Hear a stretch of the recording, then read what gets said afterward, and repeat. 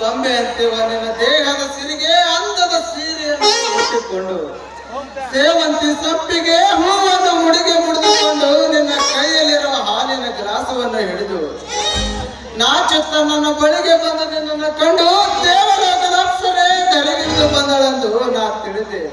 ಶಿಲ್ಪ, ನಿನ್ನಲ್ಲಿ ನಾನೊಂದು ಮಾತು ಕೇಳಲೆ? ನಾನು ಭೂಮಾತೆಯಲ್ಲಿ ದುಡಿದು ಬಿಸಿಲಲ್ಲಿ ಬಾಡದೆ ಮಳೆಯಲ್ಲಿ ನೆನೆವೆ ಹಗಲು ರಾತ್ರಿ ಎನ್ನದೆ ದುಡಿಯುವ ಒಬ್ಬ ಒಕ್ಕಲಿಗ,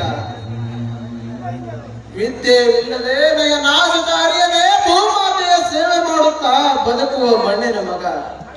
ಇದನ್ನೆಲ್ಲ ತಿಳಿದು ಪದವಿ ಪಡೆದುಕೊಂಡ ನೀನು ನನ್ನನ್ನು ಮದುವೆ ಆಗಿದ್ದು ನನ್ನ ಮನ ಒಪ್ಪಿಗೆಯಿಂದಲೇ ಅಥವಾ ನಿಮ್ಮ ಮನೆಯವರ ಒತ್ತಾಯದಿಂದಲೇ?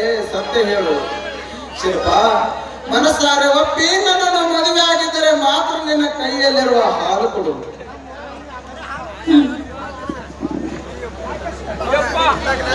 ಯಾಕೆ ಶಿಲ್ಪ ಮಾತನಾಡದೆ ಮೌನವಾಗಿ ಇರ್ತೀಯಲ್ಲ? ಶಿಲ್ಪ, ಯಾಕೆ ಕಣ್ಣೀರು? ಯಾವ ಜನ್ಮದ ಪುಣ್ಯವು ನೀವು ನನ್ನ ಗಂಡನಾಗಿ ಸಿಕ್ಕಿದ್ದೀರಿ. ನಮ್ಮಿಬ್ಬರ ಜೋಡಿಯಾಗಿತ್ತು. ಸಂತೋಷ ಹೆಚ್ಚಾಗಿ ನನ್ನ ಕಣ್ಣಲ್ಲಿ ಆನಂದ ಬಾಷ್ಪ ಸುರಿಯುತ್ತಿದೆ. ಇಂದು ನಮ್ಮ ಪ್ರಥಮ ರಾತ್ರಿ, ಮರೆಯದ ಮಧುರ ದಿನದಂದು. ನಿನ್ನ ಮಾತು ಕೇಳಿ ಮನಸ್ಸಿಗೆ ತುಂಬಾ ಸಂತೋಷವಾಯಿತು. ನಿನ್ನಂತ ಮುಗ್ಧ ಮನಸ್ಸಿನ ಹೆಣ್ಣು ನನಗೆ ಹೆಂಡತಿಯಾಗಿ ಸಿಕ್ಕಿದ್ದು ನನ್ನ ಸೌಭಾಗ್ಯವೆಂದು ಭಾವಿಸಿದೆ.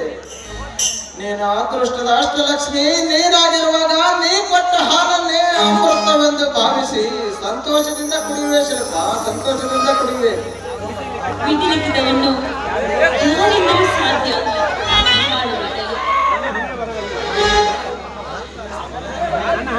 ನನ್ನ ಹಣೆ ಬರದಲ್ಲಿ ನೀವೇ ನನ್ನ ಗಂಡ ಆಗಿರ್ಬೇಕು ಅಂತ ಆ ಶಿವನ ಆಜ್ಞೆ ಆಗಿರ್ಬೇಕಾದ್ರೆ ನಿಮ್ಮ ಜೊತೆ ಮದುವೆ ವಿಷಯ ಬಂದಾಗ ಹಲವಾರು ತಕರಾರುಗಳು ನಿಮ್ಮ ಮನೆಯಲ್ಲಿ ಬಂತು.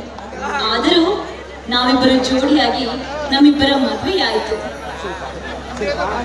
ಶಿಲ್ಪ, ನಿನ್ನ ಮಾತು ನಿಜ. ಕಲಿತ ಕಣ್ಣೆ ವಿದ್ಯೆ ಅರಿಯದೆ ಈ ಒಕ್ಕಲಿಗೆ ನನ್ನ ಮದುವೆ ಆಗತ್ತಳೆಂದು ನಾನೆಂದಿಗೂ ಭಾವಿಸಿರ್ಲಿಲ್ಲ. ಅಂದದಲ್ಲಿ ರೂಪವಂತೆ, ವಿದ್ಯೆಯಲ್ಲಿ ವಿನಯಂತೆ, ಗುಣದಲ್ಲಿ ಶೀಲ ಸಂಪನ್ನವಾದ ನಿನ್ನನ್ನು ನನ್ನ ಮನತನಕ್ಕೆ ಸೊಸೆಯಾಗಿ ಬರುವುದು ನನ್ನ ತಮ್ಮ ವೀರಭದ್ರನಿಗೆ ಇಷ್ಟವಿರಲಿಲ್ಲ. ಹೇಗೋ ಒಂದಾಗಿ ಸತಿಪತಿಗಳಾಗಿ ಇದ್ದೀವಿ. ದೂರಕ್ಕೆ ನಿಂತಿರುವೆ, ಹತ್ತಿರಬಾರೆ. ಮನೆಗೆದ್ದ ಮುದ್ದಾದ ಗೆಳೆಯನು ನನ್ನ ಹೃದಯ ಪಂಜರದಲ್ಲಿ ಇಟ್ಟು ಪ್ರೀತಿಸುವೆ, ಪೂಜಿಸುವೆ, ಆನಂದಿಸುವೆ. ಬಾ ಶಿಲ್ಪ.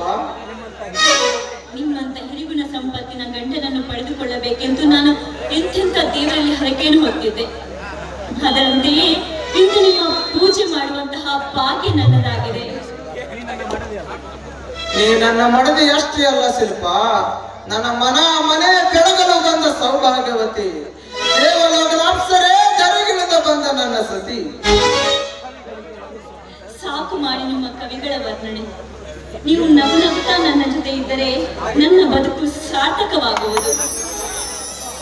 ಶಿಲ್ಪ, ಅಣ್ಣ ಅತ್ತಿಗೆಯರ ಬಗ್ಗೆ ನಿನಗೆಲ್ಲ ತಿಳಿದಿದೆ. ಅವರೆಲ್ಲರೂ ನಮ್ಮ ಪಾಲಿನ ದೇವರು. ಮೈದನರನ್ನು ಮಕ್ಕಳಂತ ಕಂಡು ಈ ಮನತನದ ಏಳಿಗೆಗಾಗಿ ತಮ್ಮ ಜೀವನವನ್ನೇ ತ್ಯಾಗ ಮಾಡಿದ್ದಾರೆ. ಅವರ ಪ್ರೀತಿ ಗಳಿಸಿಕೊಂಡು ನಾವೆಲ್ಲರೂ ಒಂದಾಗಿ ಬಾಳೋಣ. ಅವರ ಆಸೆ ಈಡೇರಿಸೋಣ.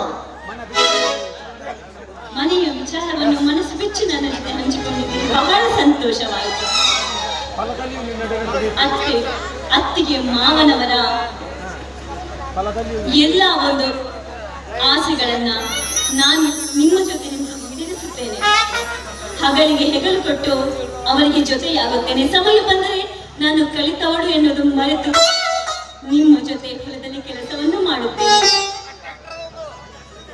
ಮನೆಯ ಎಲ್ಲಾ ಸದಸ್ಯರ ಮನಸ್ಸನ್ನು ಗೆದ್ದು ನಿಮ್ಮ ಮನೆಗೆದ್ದ ಪ್ರೀತಿಯ ಮಡದಿಯಾಗುತ್ತೇನೆ. ಶಿಲ್ಪ, ನಿನ್ನ ಮಾತು ಕೇಳಿ ಅಮೃತ ಕುಡಿದಷ್ಟು ಸಂತೋಷವಾಯಿತು. ನಿನ್ನಂತ ನನ್ನ ಬದುಕು ಸಾರ್ಥಕವಾಯಿತು ಶಿಲ್ಪ. ಇದೇ ಸಂತೋಷದ ಸಂಭ್ರಮದಲ್ಲಿ ಒಂದು ಪ್ರೇಮ ಗೀತೆಯನ್ನು ಹಾಡಬಾರದೆ?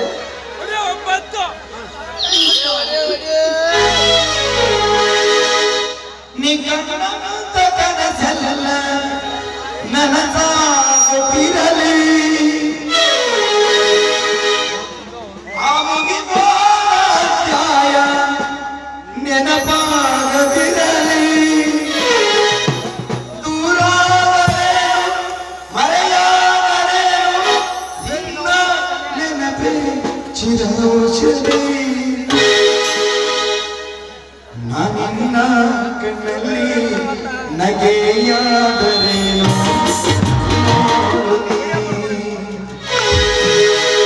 ಪ್ರೀತಿಗಾಗಿ ಪ್ರಾಣ ಹೋಗಲಿ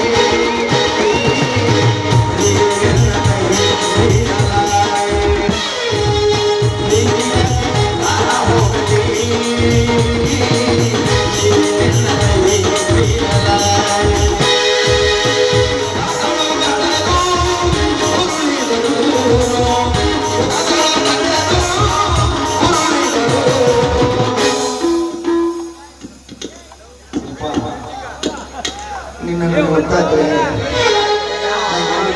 ಜೆಸಿಕಂತ ಗೊತ್ತಿಲ್ಲ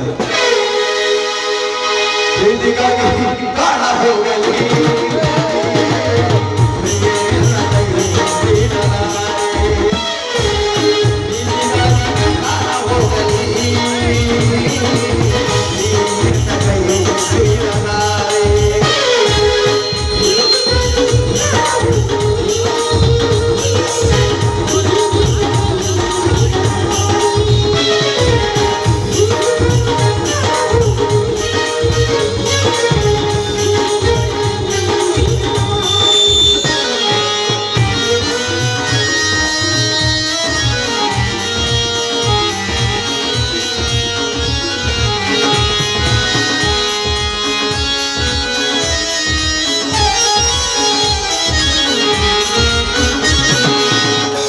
ಕವಿ ಬರೆದ ಪ್ರೀತಿಯು ಮಧುರ ಚಕಮಡಿಗೆ ಹೋದರು ನೀ ನನಗೆ ಆಹಾರ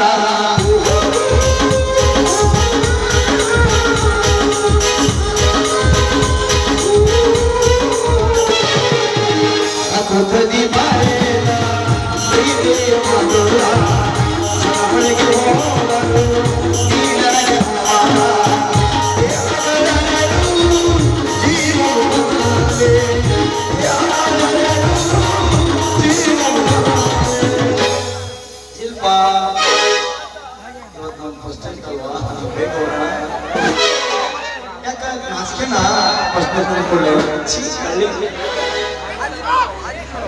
ನಿನ್ನ ನೋಡ್ತಾ ಇದ್ರೆ ನನ್ನ ಜೆಸಿಬಿ ತೆಗೆದು ನಿನ್ನೇನು ಪ್ರೀತಿಗಾಗಿ ಬಾಳ ಹೋಗಲೇ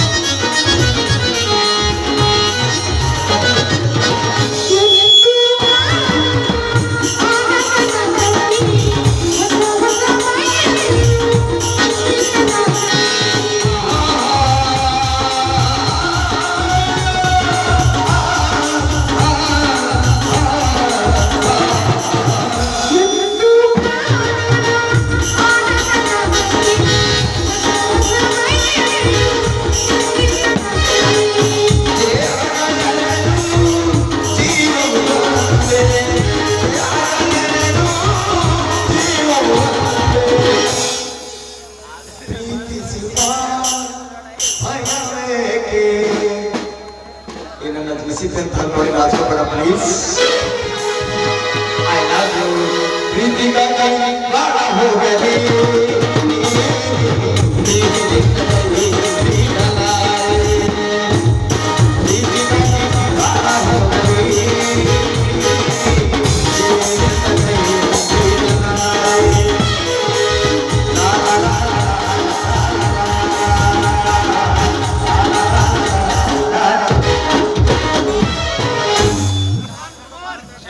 ಬ್ರದರ್ ಇವರವರು ಒಂದು ಸುಮ್ಮರು ಮಾಡಿ 200 ರೂಪಾಯಿ ಕೊಟ್ಟಿದ್ದಾರೆ ಸ್ವೀಕರಿಸಬೇಕು.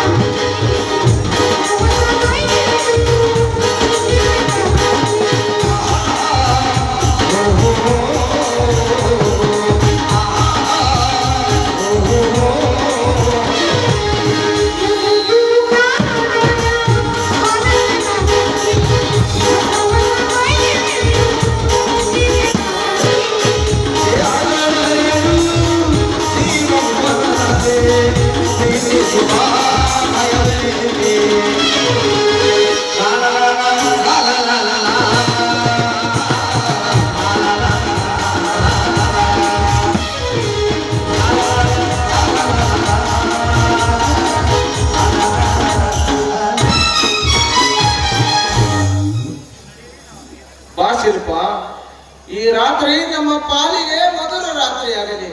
ನಮ್ಮ ಜೀವನ ಹಾಲು ಜನಿನಂತೆ ಸಿಹಿಯಾಗಲಿ. ನೀವು ನಡೆಯಿರಿ, ನಾನು ನೀರನ್ನು ತೆಗೆದುಕೊಂಡು ಬರುತ್ತೇನೆ.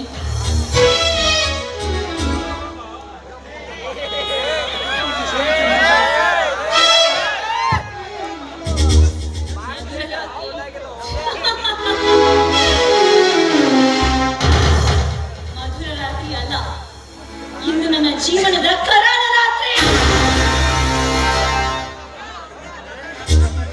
ಕಳಿತ ಸುಂದರ ಹೆಣ್ಣು ಸಿಕ್ಕಿದ್ದಾಳೆ ಎಂದು ಸಂತೋಷದಿಂದ ಕುಣಿದಾಡುತ್ತಿದ್ದಾನೆ ಹುಚ್ಚ ಬಂಡ ನನ್ನ ಗಂಡ. ನನ್ನ ಬಾಳಿಗೆ ಕೊಳ್ಳಿ ಇಟ್ಟು ಪ್ರಕಾಶನನ್ನು ಮದುವೆಯನ್ನಾಗಬೇಕಾಗಿತ್ತು. ಧನರಾಜನ ಅನತಿಯಂತೆ ನಟಿಸಿ ಈ ಶಿವಾನಂದನ ಮದುವೆಯಾಗಿ ಇಲ್ಲಿ ಬರ್ಬೇಕಾಯ್ತು. ಶಿವಾನಂದನನ್ನು ಮದುವೆಯಾಗಿದ್ದ ತಪ್ಪಿಗೆ ಅವನೊಂದಿಗೆ ಜೀವಿಸಲೇ ಇಲ್ಲ, ಶಿವಾನಂದನಿಗೆ ಶಿಕ್ಷೆಯನ್ನು ಕೊಟ್ಟು ಆಟ ಆಡಿಸಲೇ. ಹೌದು, ನಾನು ಅವನನ್ನು ಮದುವೆಯಾದ ತಪ್ಪಿಗೆ ಈ ಶಿಕ್ಷೆ ಅನುಭವಿಸಲೇಬೇಕು. ವೀರಭದ್ರ, ಅಂದು ನಾನು ನಿನ್ನನ್ನು ಪರಿಪರಿಯಾಗಿ ನನ್ನನ್ನು ಮದುವೆಯಾಗಲು ಕೇಳಿಕೊಂಡಾಗ ನೀನು ನನ್ನನ್ನು ಅವಮಾನಿಸಿದೆ, ನನ್ನನ್ನು ತಿರಸ್ಕರಿಸಿದೆ. ಅದಕ್ಕಾಗಿಯೇ ಇಂದು ನಾನು ನನಗೆ ಕಾಲಿಟ್ಟಿದ್ದೇನೆ, ನಿನ್ನ ಅಣ್ಣನ ಮಡದಿಯಾಗಿ.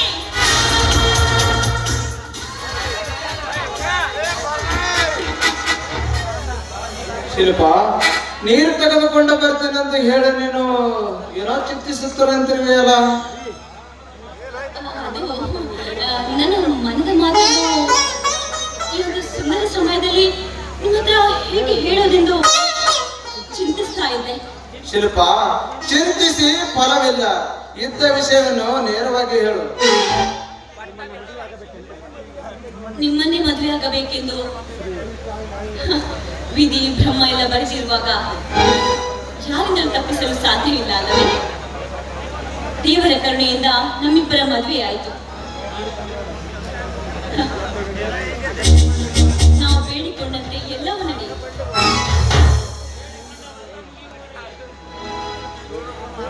ನಿಮ್ಮ ಹರಕೆಯನ್ನು ನಾನು ನಿಮ್ಮನ್ನೇ ಬೇಕು, ನೀವೇ ನನ್ನ ಪತಿಯಾಗಬೇಕು ಎಂದು ಯಮುನೇಶ್ವರ ಸ್ವಾಮಿಯಲ್ಲಿ ಬೇಡಿಕೊಂಡು ಹರಕೆಯನ್ನು ಮಾಡಿದ್ದೆ. ಆದರೆ ಹರಕೆ ತೀರುವ ಮುಂಚೆ ನಮ್ಮಿಬ್ಬರ ಮದುವೆ ಆಯಿತು. ನಿಮ್ಮ ಸಂತೋಷವನ್ನು ಈಡೇರಿಸಲಾಗುತ್ತಿಲ್ಲವೆಂಬ ಒಂಥರ ಸಂಕಟ ನನ್ನಲ್ಲಿದೆ. ಯಾಕೆಂದ್ರೆ ಹರಕೆ ಮುಗಿಯುವವರೆಗೂ ಗಂಡನೊಂದಿಗೆ ಸೇರಿಕೊಳ್ಳುವುದಿಲ್ಲ ಎಂದು ನೆನೆದುಕೊಂಡಿದ್ದೆ. ಆದರೆ ನನ್ನ ಹರಕೆ ವ್ಯರ್ಥವಾದರೂ ಪರವಾಗಿಲ್ಲ,